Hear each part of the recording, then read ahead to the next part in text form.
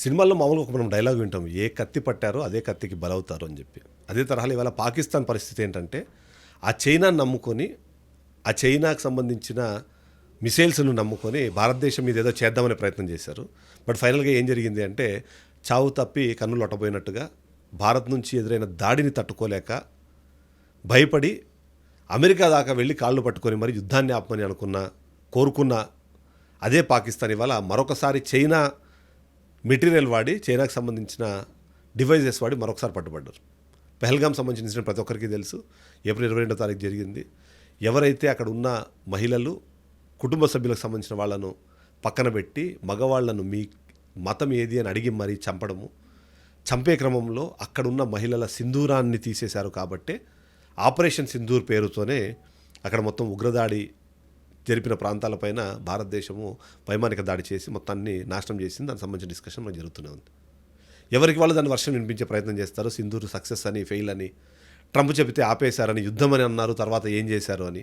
ఎవరు ఏ ప్రశ్నలు అడిగినా సమాధానం మాత్రం చాలా క్లియర్గా ఉంది.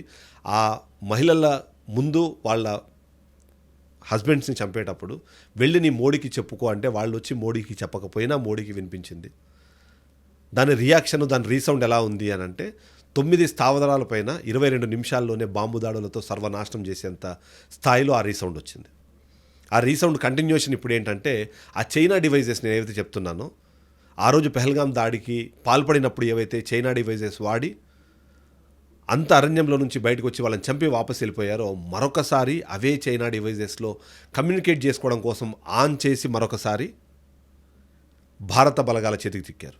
మనం మాట్లాడుకుంటుంది ఎవరైతే ఆ పెహల్గాం దాడి ఇన్సిడెంట్కి కీలక సూత్రధారులు, పాత్రధారులు ఎవరైతే ఉన్నారో వాళ్ళ గురించే మనం మాట్లాడుకుంటున్నాం.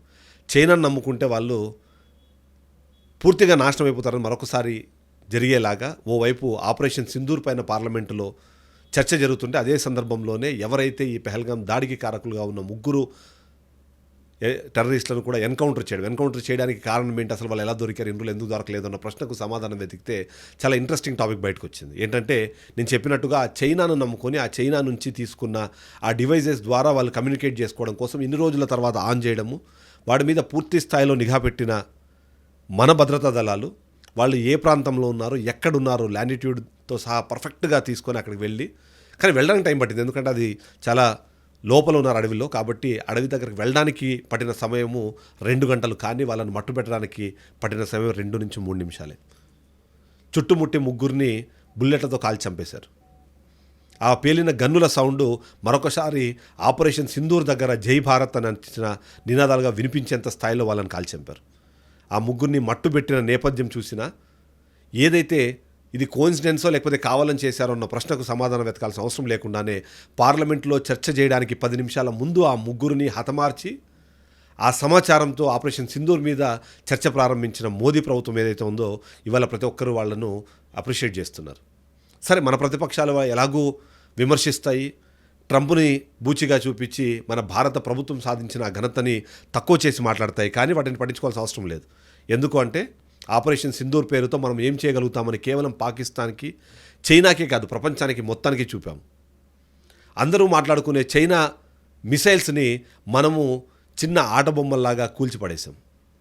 మన దగ్గర ఉన్న S-400తో ప్రపంచంలో ఇవాళ అంతకన్నా శత్రు దుర్భేద్యమైన ఒక వ్యవస్థ లేదు అన్నదాన్ని మరొకసారి మనం ప్రూవ్ చేసాం.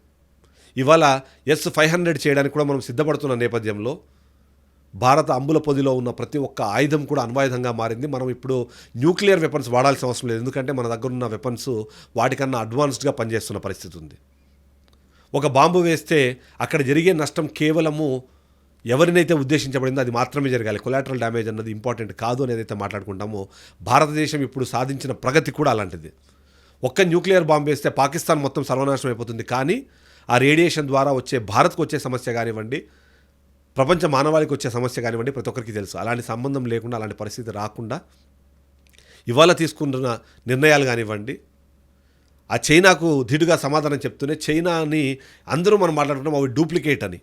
ఇప్పుడు వాళ్ళు ఉపయోగించే రక్షణ వ్యవస్థ కానివ్వండి, వాళ్ళు వాడిన మిసైల్స్ కానివ్వండి, చివరికి వాళ్ళు మాట్లాడుకునేందుకు ఉపయోగించిన కమ్యూనికేషన్ వ్యవస్థ కూడా ఇవాళ ఆటబొమ్మల్లాగా భారతదేశం ముందు దొరికిపోయింది. ఆ దొరికిపోయిన నేపథ్యంలోనే ఆ 3 ఉగ్రవాదుల్ని కూడా మట్టుబెట్టిన పరిస్థితుల్లో వాళ్ళ గురించి ఇవాళ ప్రతి ఒక్కరు మాట్లాడుకుంటున్నారు. శ్రీనగర్ ప్రాంతం సమీపంలోని లిడ్వాస్ ప్రాంతంలో ఈ ఎన్కౌంటర్ జరిగింది. ఎన్కౌంటర్ జరిగినప్పుడు సులైమన్ షా ఇతనే దానికి చాలా కీలకమైన వ్యక్తిగా భావిస్తుంటారు. ఆయన్ని అక్కడ మట్టుబెట్టారు. అబూ హంజాను కూడా అదే ఎన్కౌంటర్లో పెట్టారు. ఇక యాసిర్ అంటే ఏదైతే జిబ్రాన్ పేరుతో ఉండే యాసిర్ని కూడా అదే ఎన్కౌంటర్లో మట్టు పెట్టి ఇవాళ శత్రు శేషం లేకుండా చేశారు.